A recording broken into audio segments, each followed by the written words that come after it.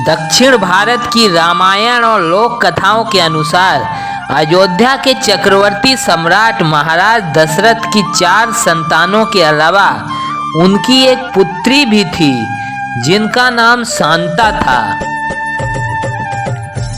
शांता चारों भाइयों में सबसे बड़ी थी। शांता को वेदों का बहुत अच्छा जानकार बताया जाता है। एक बार जब अयोध्या में अकाल पड़ा तो राजा दशरथ से पुरोहितों ने कहा कि अपनी पुत्री का दान किए बिना इस अकाल से मुक्ति मिलना संभव नहीं है। महाराज दशरथ ने पुरोहितों की यह बात अस्वीकार कर दी, यह कहकर कि वे अपनी पुत्री यूं ही किसी और को नहीं सौंपेंगे। समय बीतता गया। बहुत वर्षों बाद एक बार रानी कौशल्या की बहन वर्षिनी अपने पति राजा रोमपाद के साथ अयोध्या आई थी। उस समय रानी कौशल्या की बहन निसंतान थी। संतान सुख से वंचित होने के कारण राजा रोमपाद और रानी वर्षिनी बहुत दुखी रहते थे। तब महाराज दशरथ और कौशल्या ने उनको दुखी और उदास देखकर अपनी पुत्री शांता को उन्हें गोद दे दिया। शांता को लेकर राजा रोमपाद और रानी वर्षिनी अंग देश लौट गए। इसके बाद शांता अंग देश की राजकुमारी बन गई। उधर शांता को राजा रोमपाद और वर्षिनी को गोद दे देने से अयोध्या में जो अकाल पड़ा हुआ था वह भी दूर हो गया और राज्य में जमकर वर्षा हुई। धीरे धीरे दिन बीतते गए और राजकुमारी शांता भी अब युवा हो चुकी थी। राजकुमारी शांता प्रत्येक कार्यों में दक्ष थी और बुद्धिमान होने के साथ साथ अनेक कार्यों में निपुण थी। वह गृह कार्यों के साथ साथ अनेक प्रकार के अस्त्र शस्त्र चलाने में भी निपुण थी।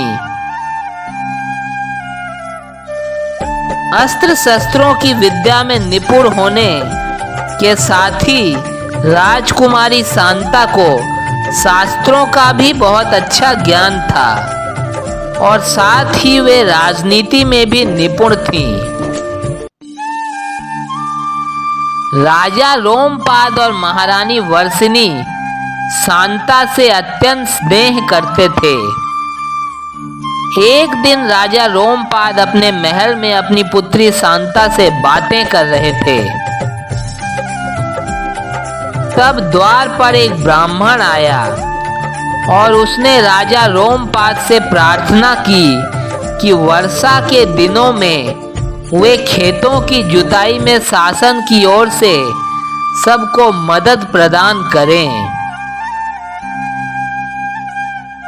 राजा रोमपाद अपनी पुत्री शांता से बातचीत में इतने व्यस्त थे कि उन्हें ब्राह्मण की बातें ठीक से सुनाई नहीं दी और वे अपनी पुत्री शांता से बातें करते रहे। द्वार पर आए एक नागरिक की याचना न सुनने से ब्राह्मण को बहुत दुख हुआ और वे राजा रोमपाद का राज्य छोड़कर अन्यत्र चले गए।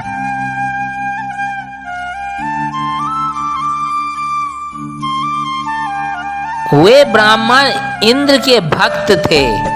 अपने भक्त की ऐसी अनदेखी पर इंद्रदेव राजा रोमपाद पर अत्यंत क्रोधित हो गए और उन्होंने उस वर्ष अंग देश में पर्याप्त वर्षा नहीं की।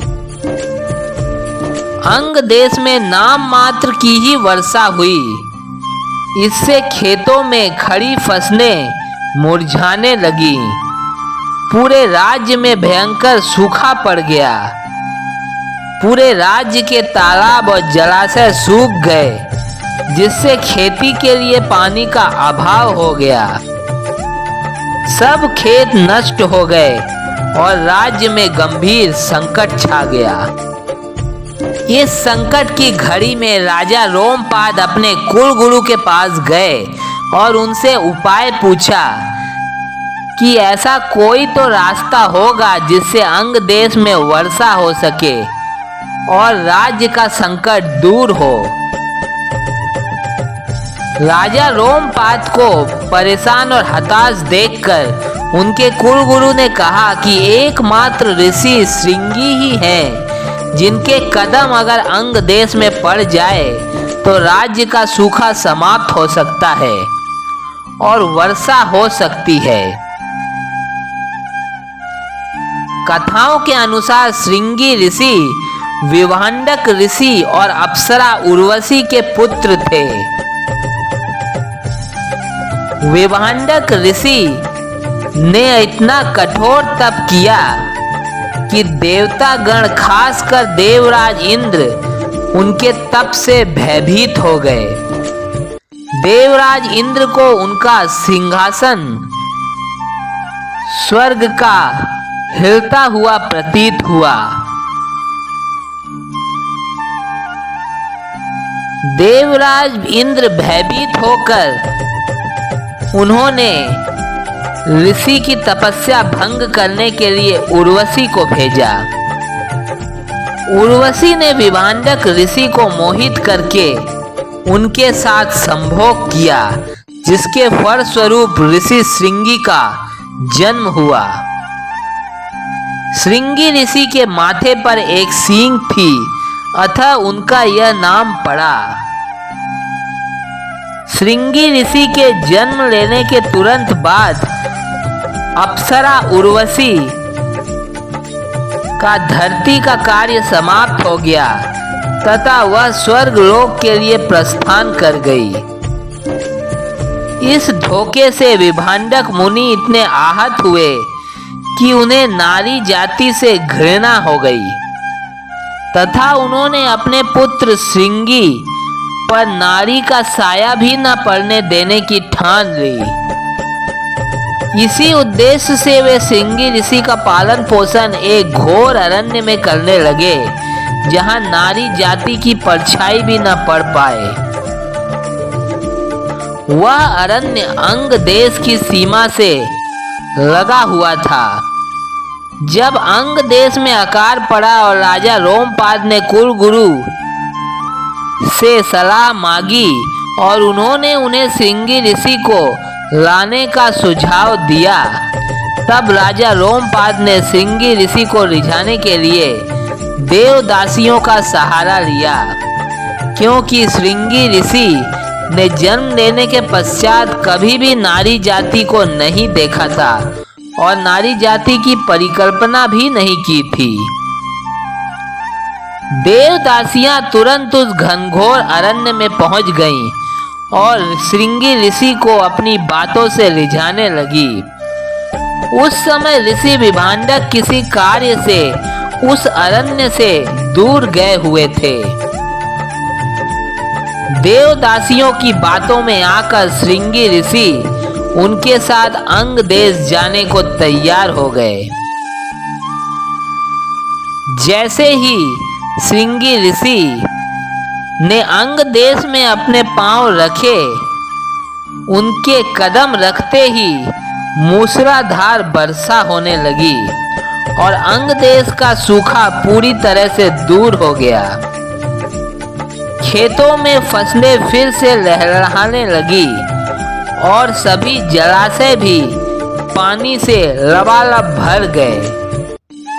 श्रृंगी ऋषि का अंग देश में हर्षोल्लास के साथ स्वागत किया गया।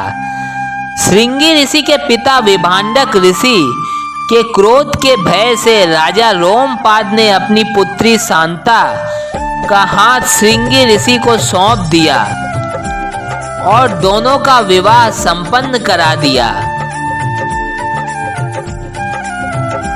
जब विभांडक मुनि को यह खबर लगी और वे वहां पहुंचे, तब सर्वप्रथम वो श्रृंगी ऋषि को विवाहित देखकर अत्यंत क्रोधित हुए।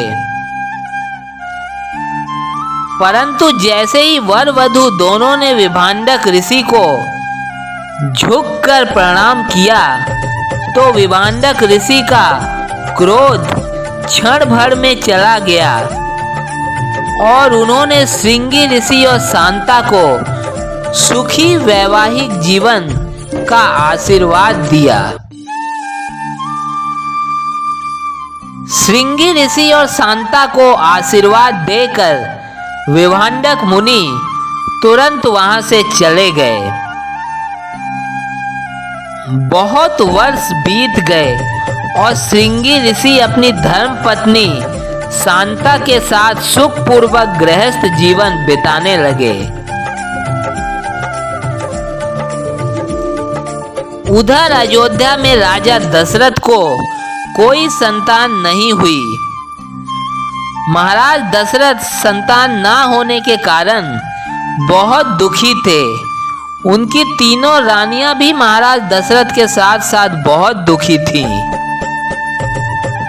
संतानहीनता से परेशान होकर राजा दशरथ गुरु वशिष्ठ के परामर्श के लिए उनके आश्रम पहुंचे। तब गुरु वशिष्ठ ने महाराज दशरथ से कहा कि पुत्र पाने के लिए उन्हें पुत्र कामेष्टि यज्ञ कराना पड़ेगा और यह तभी संभव है जब उस यज्ञ को श्रृंगी ऋषि से कराया जाए।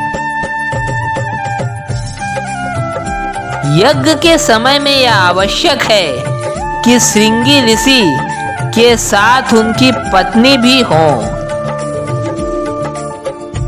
तभी इस यज्ञ का पूर्ण फल प्राप्त होगा।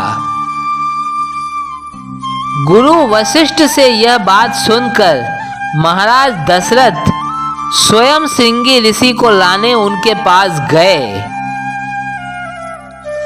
महाराज दशरथ के आग्रह करने पर श्रृंगी ऋषि अपनी धर्म पत्नी शांता के साथ अयोध्या आए। जब महाराज दशरथ और माता कौशल्या ने प्रथम बार इतने वर्षों बाद शांता को देखा तो उसे पहचान नहीं पाए। फिर जब राजा रोमपाद ने परिचय दिया तब माता कौशल्या अत्यंत प्रसन्न हुई। शांता ने तुरंत राजा दशरथ और माता कौशल्या के चरण स्पर्श किए। फिर श्रृंगी ऋषि ने पुत्र कामेष्टि यज्ञ संपन्न कराया, जिसके फल स्वरूप महाराज दशरथ को चारों पुत्रों राम, लक्ष्मण, भरत और शत्रुघ्न की प्राप्ति हुई।